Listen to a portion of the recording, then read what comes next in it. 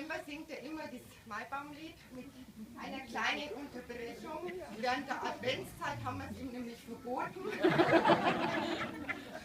Mit dem Versprechen, dass er das am Maifest aufführen darf. Und er hat da noch eine Menge Kinder, die da mitmachen wollen. Gell? Die dürfen sich jetzt auch mit dazu beteiligen.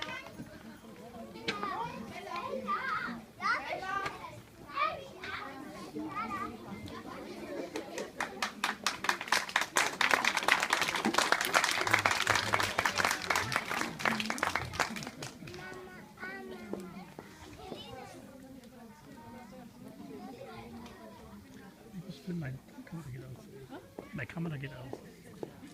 Die Kamera 2 nicht.